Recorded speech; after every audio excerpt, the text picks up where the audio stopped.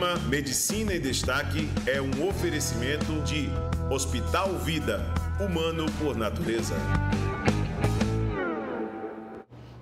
Estamos aqui mais uma vez com o nosso programa Medicina em Destaque, trazendo orientações, informações, curiosidades acerca da nossa ciência milenar, medicina. Trazemos convidados que se destacam pela sua força, pelo seu dinamismo, pela sua paixão por aquilo que faz da sua vida um hino sagrado em defesa do alívio, da cura e principalmente do conforto do seu paciente.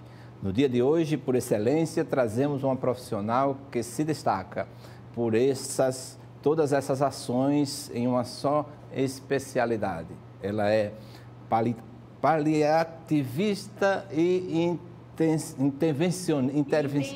intensivista. Oh, meu Deus, estava somando as duas palavras em uma só. Doutora Liz Pinto. Doutora Liz, muito obrigado por a sua visita encantadora, por aceitar estar aqui conosco. Então, receba um forte abraço e o programa é todo seu. Eu que agradeço, professor. Você cursou na Universidade Federal de Alagoas, não é isso? Sim, concluí em 1998. Que caminhos percorreu para depois voltar aqui a Alagoas? Fiz residência em clínica médica aqui no Hospital Universitário. Posteriormente, fiz medicina intensiva no Hospital de Base, em Brasília.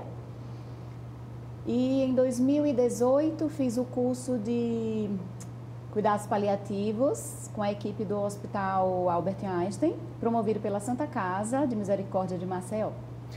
Durante essa pandemia foi uma das especialidades assim que se destacou e às vezes ela trabalha até em silêncio, né? Uma especialidade tanto quanto intensivista como na atividade de cuidados paliativos. Pouco se divulga, pouco se mostra. Como foi para você viver essa pandemia? Isso. Viver a pandemia foi algo totalmente inesperado. Eu jamais imaginava viver o que vivemos dentro da minha cidade, no meu próprio país. Então foi algo assim que não estávamos preparados, não estávamos condicionados a viver com aquela situação, mas foi muito enriquecedora.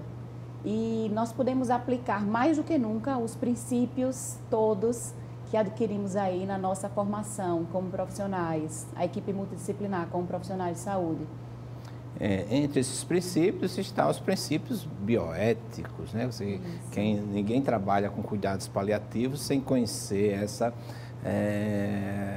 esse conjunto de informações, né? Essa disciplina encantadora que é a bioética e que tem como os princípios da autonomia, da beneficência, da justiça, do primo non nocere, ou seja, nunca prejudicar. Como é viver esses princípios dentro da atividade médica? Isso. É simplesmente fascinante.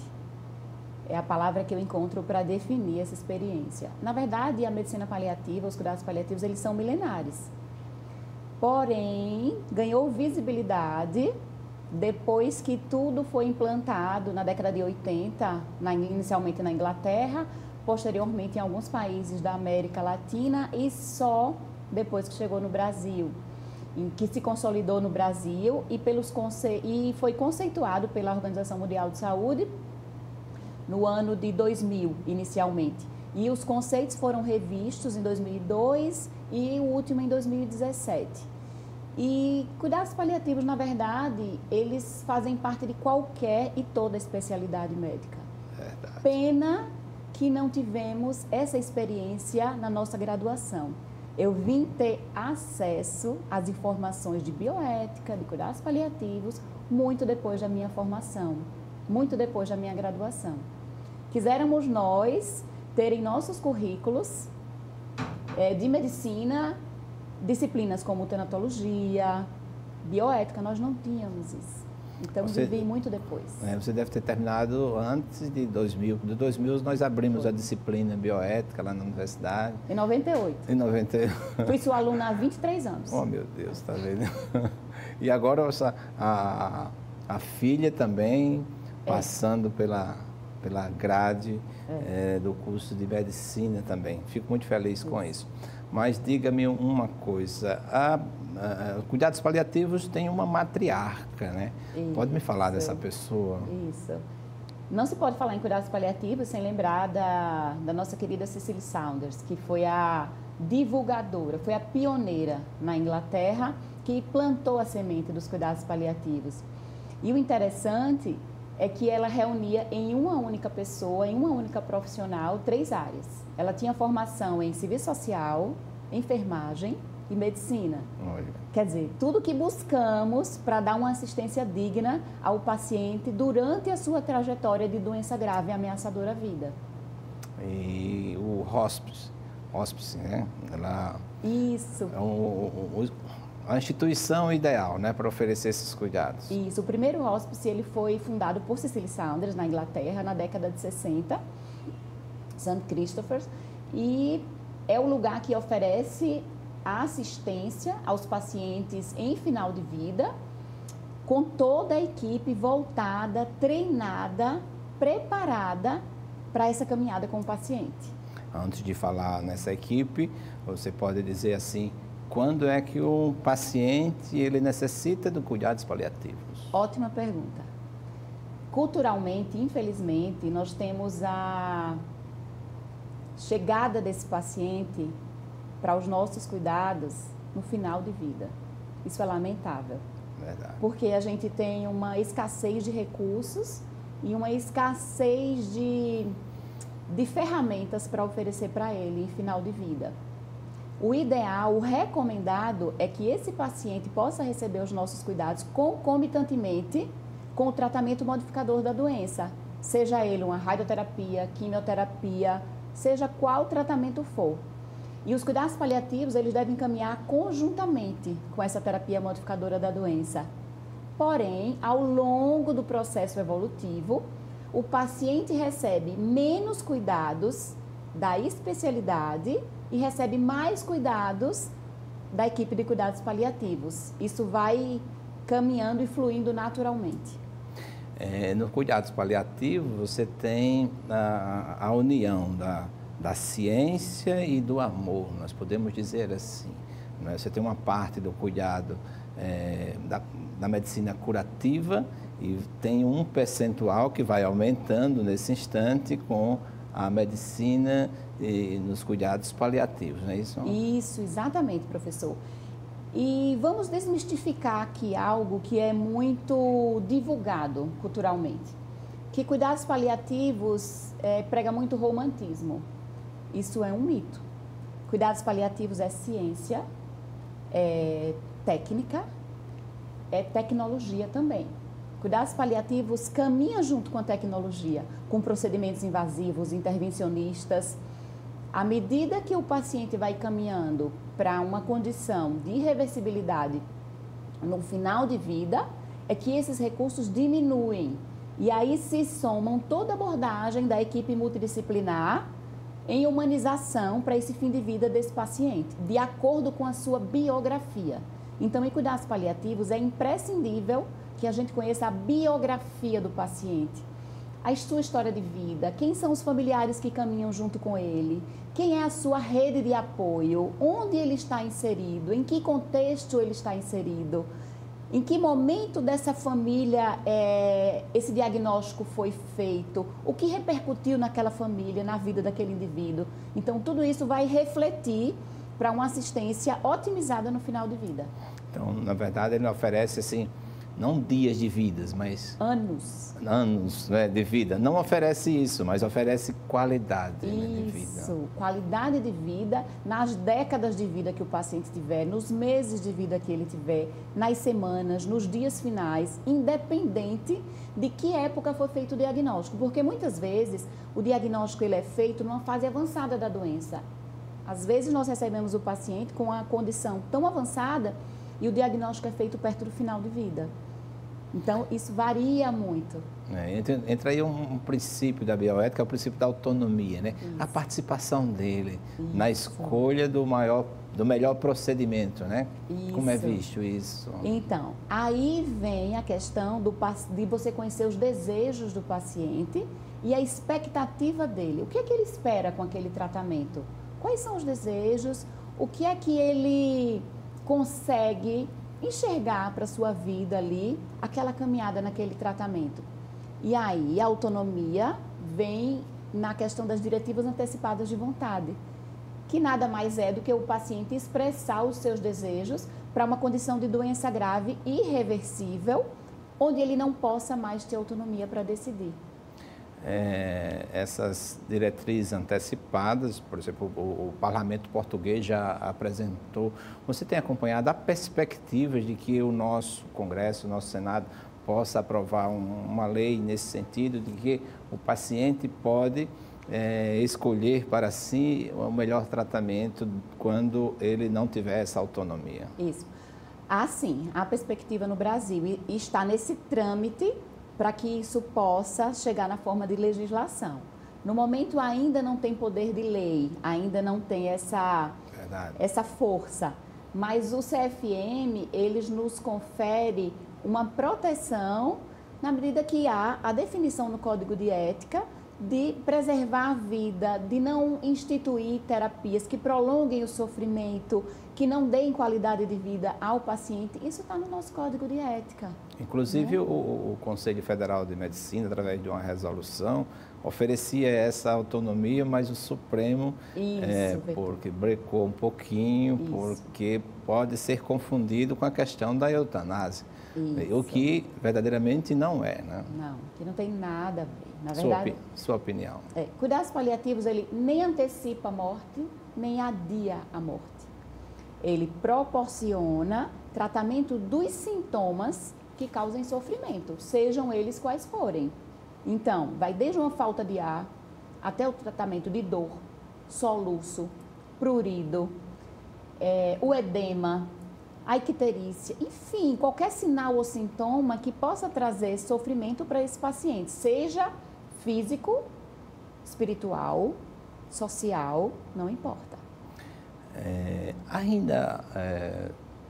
O paciente no Brasil ainda sofre questões do sintoma dor, ainda morre sentindo dor, ou cuidados paliativos, como pode, através de seus conhecimentos científicos e também dos seus princípios, minorar essa dor?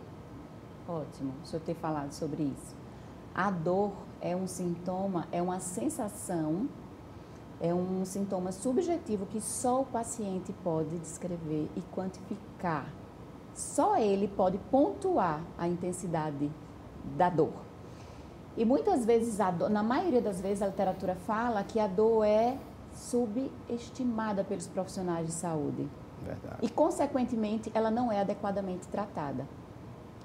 As doenças crônicas degenerativas, seja o câncer ou qualquer outra, cardiopatia, nefropatia, doenças hepáticas, doenças neurológicas que cursam com déficit cognitivo progressivo, como a doença de Parkinson, as demências, os profissionais de saúde, eles subvalorizam a dor. E esses pacientes, a estatística mostra, mundial, que esses pacientes morrem com dor não tratada e não controlada. Sobre isso, um poeta cearense, Patativa do Assaré, ele esteve internado lá no hospital e recebeu alta, e ao sair disse esse decassílabo dizendo: morte, você é valente, o seu poder é profundo, quando eu cheguei nesse mundo você já matava gente, eu guardei na minha mente seu grande rigor, porém lhe peço um favor para eu, Campo Santo, não me faça sofrer tanto, morte, me mate sem dor. Bonito esse decassílabo, mas é exatamente isso que a gente pode passar para todos os pacientes em fase diante de uma doença sem cura, né? Isso. E morrer sem dor é dignidade. Morrer sem dor é um direito do cidadão, é um direito do ser humano. Morrer com seus sintomas controlados. E quantos pacientes a gente recebe com seus sintomas não controlados em fases avançadas de suas doenças? E é muito triste porque o profissional de saúde, de uma maneira geral, ele não recebe essa informação na sua graduação. Então, nós fomos treinados a salvar e a curar. Nós não recebemos a informação de que nós poderíamos amenizar, quando não fosse possível curar. Mas isso já está lá no juramento de Hipócrates. Hipócrates. Pois é, mas na nossa graduação, a gente recebe uma informação que vai martelando até o final, que é curar. Né? Então, chega um paciente em parada cardíaca, reverter a parada cardíaca. E a história daquela parada cardíaca? Quantas vezes a gente procurou saber? Muito poucas vezes. Existe a máxima de que não existe doença, existem doentes, né? Exatamente. E os cuidados paliativos, eles estão aí para isso. Ele não acompanha a doença, ele acompanha o paciente que sofre da doença. Como você falou, dentro dos cuidados paliativos existe uma equipe multidisciplinar. Nos fale dessa equipe, quais as especialidades que mais participam? Eu acredito que todo profissional de saúde deve ter um pensamento voltado para o cuidado paliativo, mas uma equipe montada hoje, né, que profissionais devem constituir essa equipe? Vamos lá. É impossível fazer cuidados paliativos um único profissional.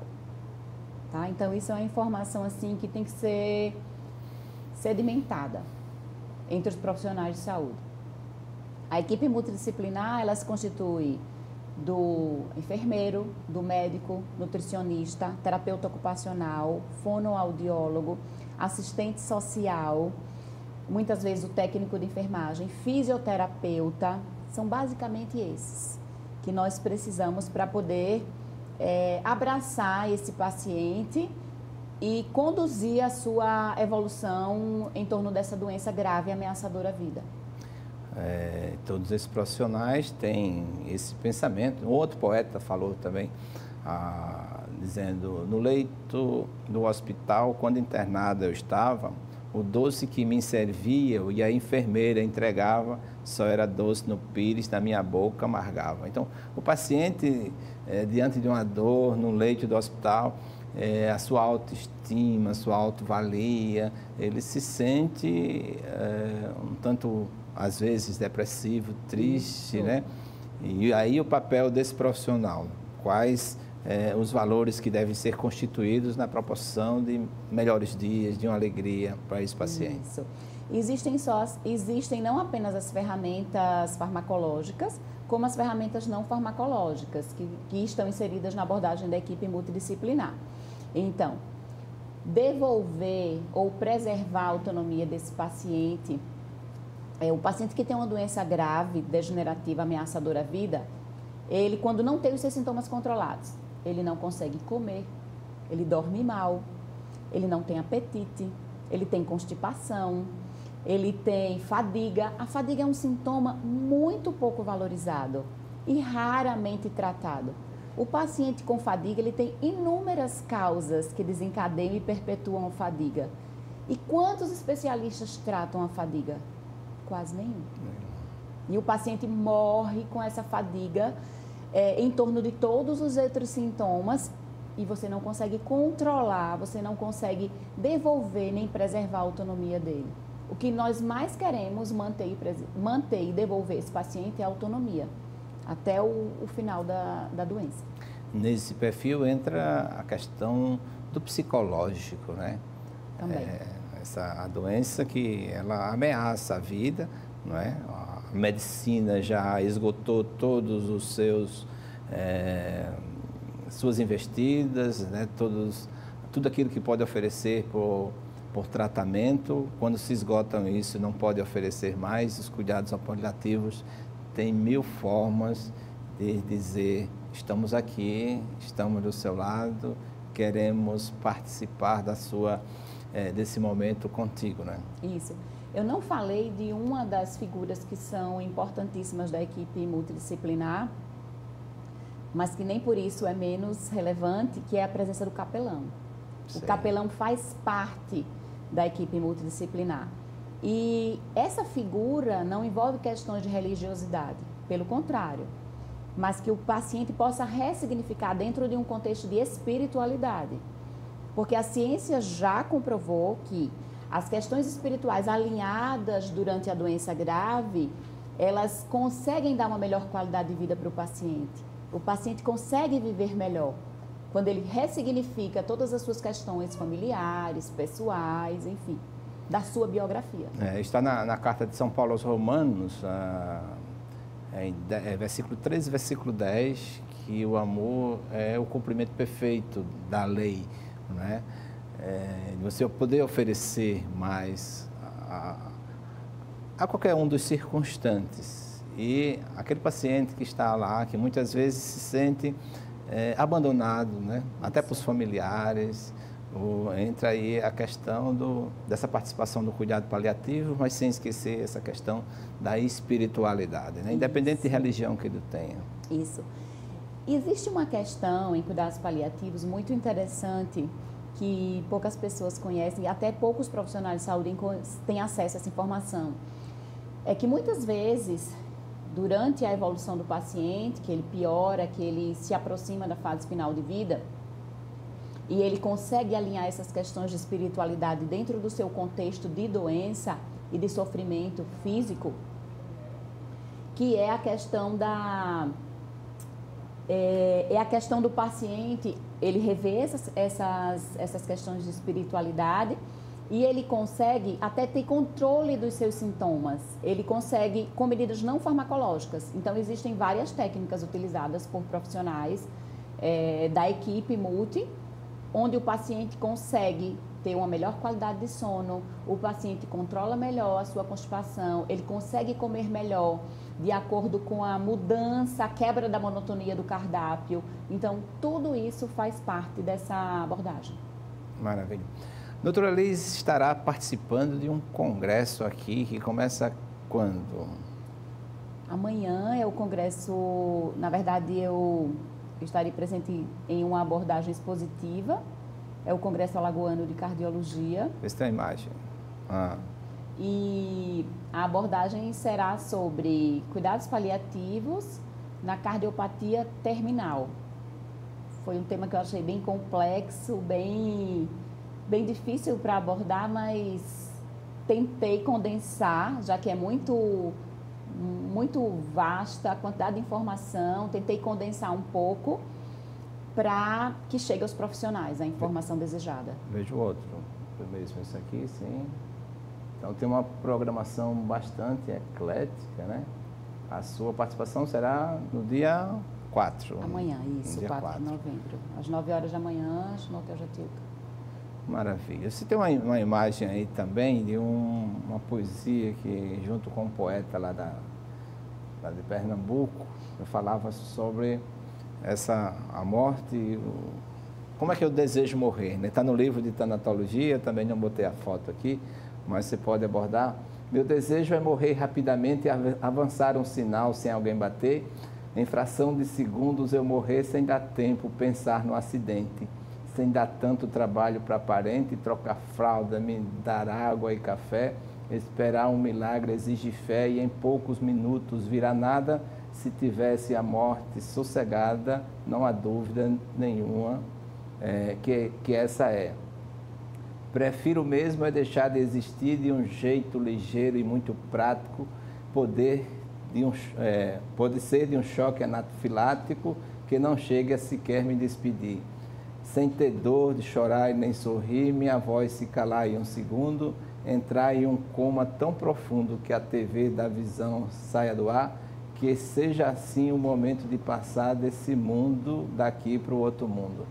Deus me livre de ter doença crônica, de viver numa máquina dialisando, convalescer no leito agonizando, caquético, astênico, em voz difônica, cefaleia, CA, peste bubônica. Em nada disso espero padecer. Até hoje só tenho a agradecer pela paz e prosperidade e saúde. Espero que essa bênção nunca mude. Deus escolha boa forma para eu morrer. Bem melhor é subir pelo ar, com direito a cortejos divinais, envolvido em nuvens, cor de paz, com estrela para me iluminar. A lua descer para me buscar e o sol me levando. Por aí vai. E assim, na verdade, eu desejo que venha uma carruagem com os anjos, cantem e me peguem aqui, esse é o desejo de morrer. Mas nada melhor do que você morrer acompanhado de alguém que possa dizer bem assim, eu te amo, eu estou aqui junto, né? De ter essa companhia. Essa poesia está no livro de tanatologia que nós produzimos junto com os colegas da Olha, para completar, é bem melhor subir em pleno ar, ter direito a cortejo dos vinais, envolvido em nuvens cor de paz, com estrelas para me iluminar. A lua descer para me buscar, com o sol me levando aos céus azuis, um cometa me dando um banho de luz, com os santos na porta me esperando e os anjos em glória me esperando, a sagrada presença de Jesus. Olha que cortejo perfeito. Né? É a morte idealizada, né? A morte com conforto. Mas como se diz, toda medicina, está lá em Eclesiastes, vem de Deus. Então Deus oferece os médicos, os profissionais de saúde para oferecer essa qualidade de vida, dias de vida, presença junto ao leito para aliviar, curar e prevenir tanto sofrimento, não é isso? Isso.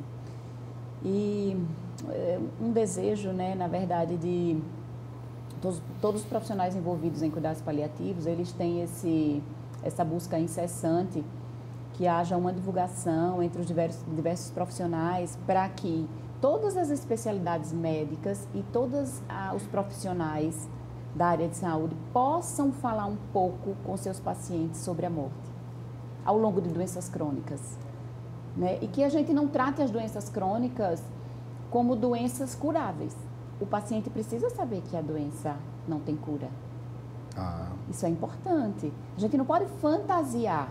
Lógico que tem formas de se falar, existem estratégias de comunicação para a gente chegar nesse momento, nessa conversa, nesse ponto tão delicado. Mas a gente não pode tratar, nós não devemos, a ciência recomenda que nós não tratemos as doenças crônicas como doenças curáveis e que a gente deixe de falar sobre a morte. A morte é inevitável.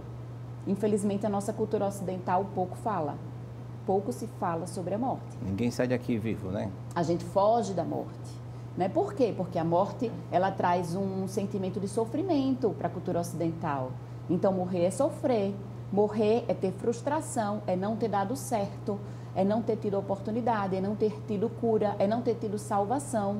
Então, existem essas questões todas ligadas e que são um verdadeiro tabu na hora da assistência de uma doença grave.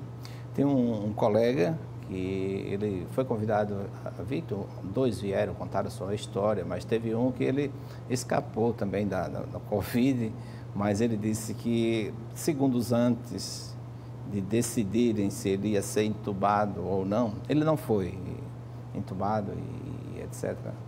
Mas ele disse que passava, na cabeça dele, era os bens, a fazenda, as cabeças de gado. Vou deixar isso para quem? Né? Quem vai? Tanta gente que não trabalhou, eu trabalhei aqui sozinho.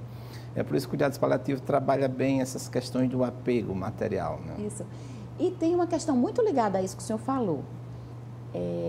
Resolução de questões familiares, sejam elas materiais ou não. Quando você controla os sintomas e o paciente consegue ter uma qualidade de vida melhor, ele tem tempo para pensar sobre isso. E ele consegue resolver essas questões. Seja a assistência ambulatorial, ou no hospital, ou num hospice, não importa. Mas o paciente, ele fica com os seus sintomas controlados, ele pensa e ele executa. E ele deixa essas questões resolvidas na maioria das vezes. Isso traz tranquilidade para a família também. Porque ali são os valores daquela família, que não cabe a nós julgarmos. Se eles têm muitas demandas materiais, tem a ver com a história daquela família. São os valores deles, não são os nossos. E a gente não pode julgar, a gente tem que acolher esses valores, essa biografia, para que ele possa concluir e ressignificar no momento da sua terminalidade. Você já viu algum momento assim bonito e triste, né? Alguma coisa de um paciente na terminalidade da vida, a patologia ameaça a sua vida e uma discussão assim de família. Existem lados bonitos, despedidas. Tem até um pai de uma colega, não vou citar, né? Que ele estava no leito e todo dia ele fazia um poema para a esposa, né? Isso é muito bonito. Mas existem questões trágicas, não? Existem. Nem só de fatos agradáveis, né? Vivemos nos cuidados paliativos. Existem conflitos familiares que se exacerbam nos momentos de terminalidade. Existem diretivas antecipadas de vontade que não são respeitadas por familiares nos momentos que antecedem a morte. Então, tem todas essas questões ligadas à bioética que a gente vive no dia a dia, que não são fáceis, são bastante conflituosas, são verdadeiros desafios que a gente mergulha a cada dia de trabalho. Existe a família biológica e a família por adesão, nós vamos dizer assim, a palavra fugiu agora, onde entram em conflitos, né? Onde algum não tem o menor sentimento por aquela pessoa e o outro quer lutar até os últimos instantes para que aquela pessoa tenha não só melhores anos de vida, como também qualidade de vida. Isso. Existem pessoas que na sua caminhada contam com uma rede de apoio não familiar, ou seja, são vizinhos, são amigos, são colegas de trabalho. Isso não é raro, isso é muito comum. E é bonito, não? Muito, porque aí você vê a solidariedade, aí você vê a essência do ser humano, que não tem consanguinidade e que está ali durante toda a caminhada. Então a gente vê de tudo um pouco. Doutora Alice, a questão não voltar muito para a espiritualidade, né? Eu sou católico, gosto de falar. Existem a oração. Dá para perceber aquele paciente que ora ou aquele paciente por quem as pessoas oram, é mais fácil de aceitar ou é mais fácil de curar? Nem sempre, professor. É muito interessante o senhor ter falado nesse aspecto. Aí entram os aspectos do coping positivo e do coping negativo. O coping religioso, ele é uma ferramenta que pode ser positiva ou negativa no enfrentamento da doença. Sei. Então, o paciente pode utilizar de estratégias ligadas à sua religiosidade para lhe dar discernimento e para melhor aceitação da doença. Ou nós vemos casos totalmente adversos a essa realidade. O coping religioso negativo, que é quando ele utiliza de suas crenças religiosas para não aceitar a doença. Maravilha. E aí isso dificulta o tratamento, porque isso leva o paciente a não ter adesão. Então, ele não comparece às consultas, ele sai do ambiente hospitalar e não aceita o tratamento dos seus sintomas, ele acha que vai ser curado por crenças religiosas. E no momento que a gente acolhe aquela situação religiosa do paciente, a gente tenta deixar muito claro e a gente respeita a religiosidade. Sim. Então, a gente faz a escuta ativa. Em nenhum momento a gente nega que a religiosidade vai ajudar ou curar o paciente. A gente respeita, mas a gente expõe também o lado da ciência, para que ele possa ver a ciência como aliado, para que ele possa ver a equipe multidisciplinar como aliada na sua caminhada.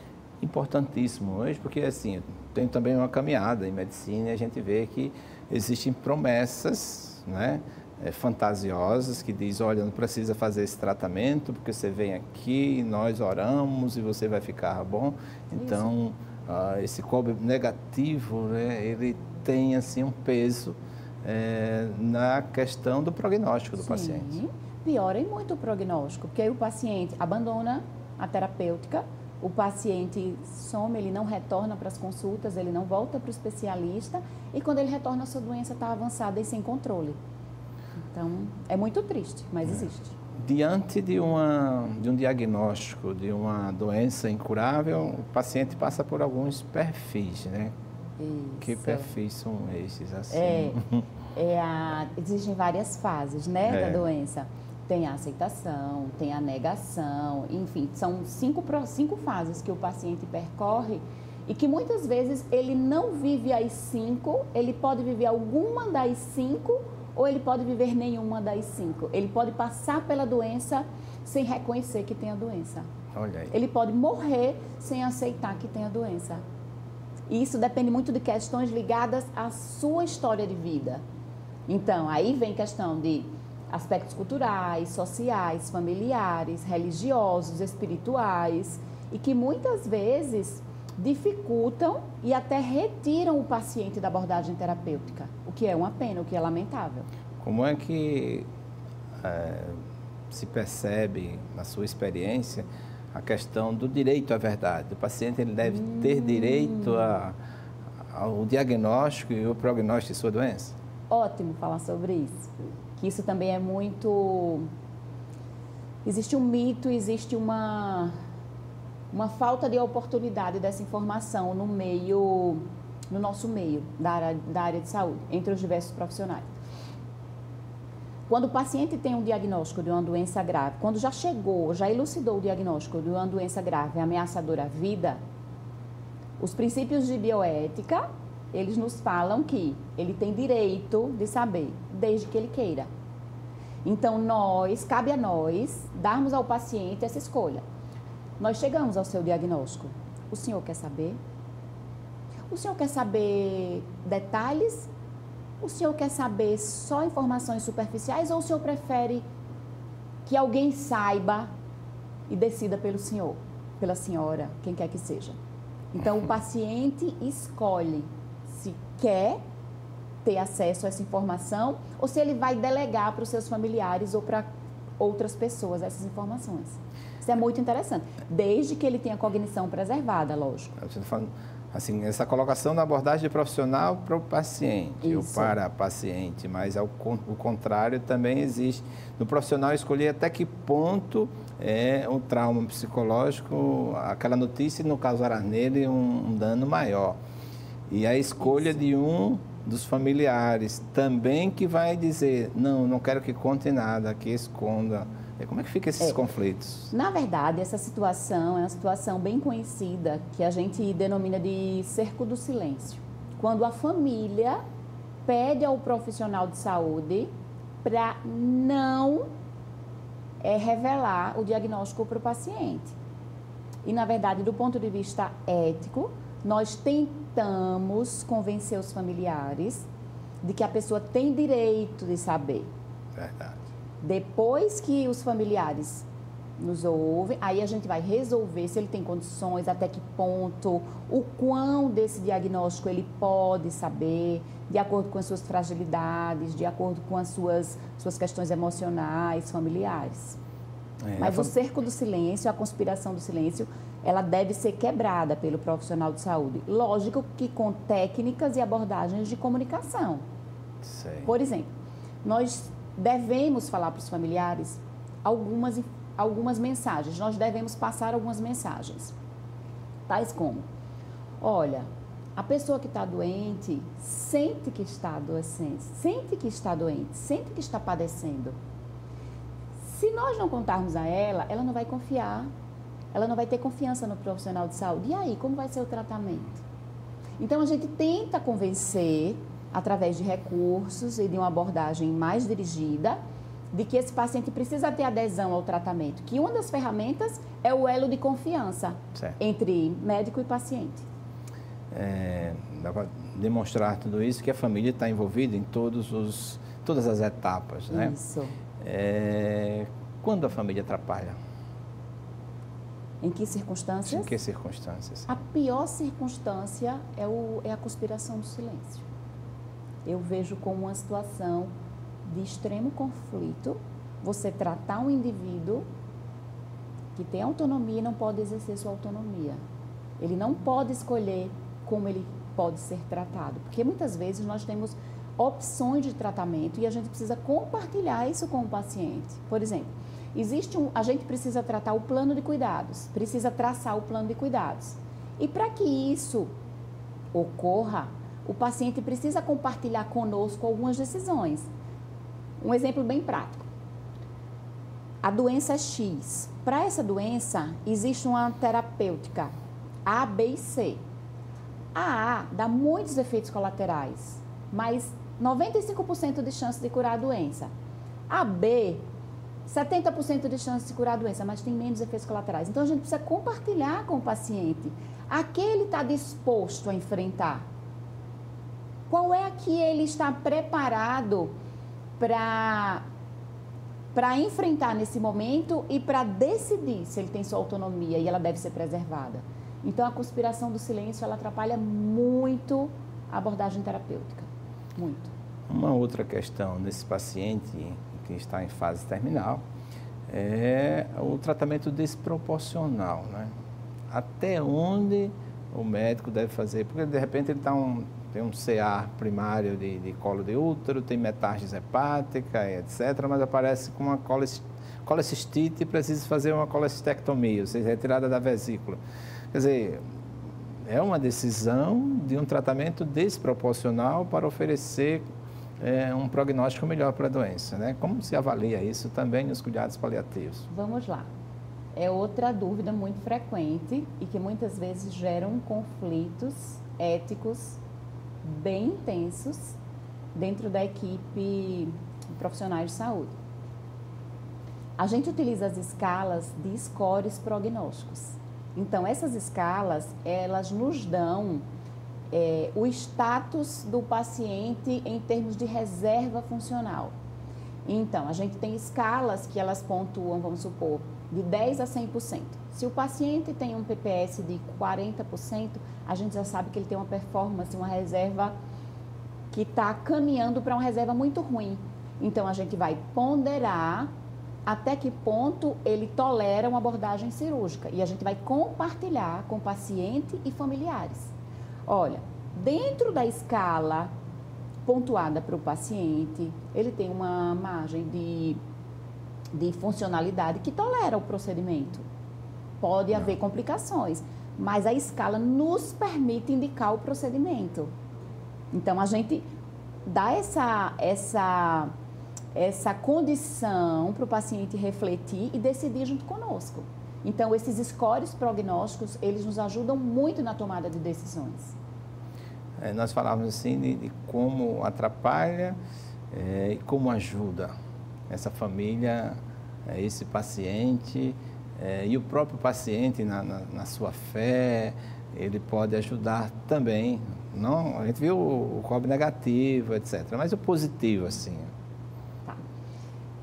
A ciência já fala, não é, professor? Como sabemos, que a fé, a crença do paciente no que ele considera divino, sagrado, supremo, ajuda e dá mais anos de vida para essa pessoa. Então, isso já está comprovado pela ciência, né? Então, aquelas pessoas que têm fé, aquelas pessoas em que a crença no divino ajuda na qualidade de vida, mas também na sobrevida, no tempo de sobrevida dessas pessoas. Não. Então, quem somos nós para contestar, né, sobre isso? Já está comprovado, a ciência fala. Né? Informações assim que você disse, um momento que fez você chorar. Eu já chorei várias vezes diante de alguns pacientes. Tem uma paciente lá no hospital onde eu trabalho, eu fazia urgência e emergência, e ela 30 anos que não via o filho. E o filho, sabendo que ela estava doente, foi lá no hospital, no horário fora da visita, mas o plantonista ele tem essa autonomia, né? Permitir que fosse até lá fazer essa visita. Mas eu fiquei parado e vendo esse silêncio, né, dos dois, sem um dizer, eu te amo, que saudade, não. Se olham, contemplam um ao outro e se abraçam, né? Cenas como estas são tão comuns, né? O senhor perguntou a cena que mais me marcou, Sim. não é isso? Foram inúmeras, mas vou citar apenas uma aqui que foi bem marcante. Uma paciente estava em processo ativo de morte no domicílio e a gente assistiu todo o processo evolutivo da doença, ela morreu em casa. Sim. Ela já não tinha cognição preservada, mas ela tinha percepção de alguns estímulos. E um filho que tinha uma relação muito próxima, eles tinham uma relação afetuosa muito intensa e estava vindo de outro estado. E entre ele decidir vir e chegar, foram 2 dias. E essa paciente permaneceu 48 horas em processo ativo de morte, muito acentuado, e quando o filho chegou, o óbito aconteceu. Olha, esperando só a sem presença. Palavras, sem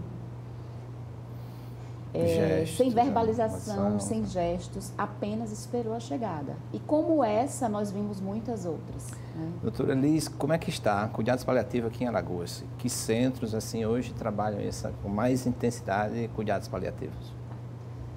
Felizmente, os pacientes estão recebendo cada vez mais abordagem de cuidados paliativos em suas doenças crônicas, sejam elas oncológicas ou não. Nós temos aqui grandes centros que prestam assistência ao paciente com essas doenças ameaçadoras à vida. Não podia deixar de falar do Hospital Med-Rádios, Sim. Onde eu faço parte da equipe, coordenado por doutora Arigleide, a equipe de Clínica Médica e Cuidados Paliativos, abordagem oncológica, Santa Casa de Misericórdia, enfim, a gente está numa crescente. Nós estamos num momento de divulgação, num momento crescente em que os profissionais estão tendo acesso à informação. Isso é muito importante. Verdade. Né? Então, desejo que cada vez mais profissionais tenham acesso à informação e possam agregar a sua arte nesse cuidar. No Brasil é uma realidade posta, né? Mas começou em que década, mais ou menos, assim, cuidados? Começou na década de... No Brasil, de fato, na década de 90, tá? Porém, em 2000, quando a OMS definiu, conceituou cuidados paliativos e, posteriormente, veio o reconhecimento pelo Conselho Federal de Medicina como área de atuação. Área de atuação. Então, medicina, cuidados paliativos hoje é área de atuação de muitas especialidades, né? Dentre elas, a medicina intensiva, da qual eu faço parte. Nosso programa chegando ao final, queria que você deixasse assim uma mensagem sobre o que é o cuidados paliativos, né? Onde o paciente e como a família deve buscar os profissionais que lidam nessa área de atuação tão linda da medicina. Uma mensagem para os telespectadores, são todos seus. Vamos lá. Que os pacientes que possuem doenças graves ameaçadoras à vida possam receber essa assistência desde o seu diagnóstico e não só no seu momento final de vida. Isso fará muita diferença. Então a gente agradece a doutora Liz Pinto por estar aqui, que esteve aqui no nosso programa agora, desejando a você um sucesso no Congresso de Cardiologia, com a sua participação expositiva, né, para todos os congressistas. Um abraço afetuoso para toda a equipe de cuidados paliativos da Med-Rádios, né, direcionado à doutora Arigleide, e o convite para ela que esteja aqui conosco. E a você, telespectador, muito obrigado por mais uma vez estar no programa Medicina em Destaque. Obrigada. Forte abraço e até o próximo programa.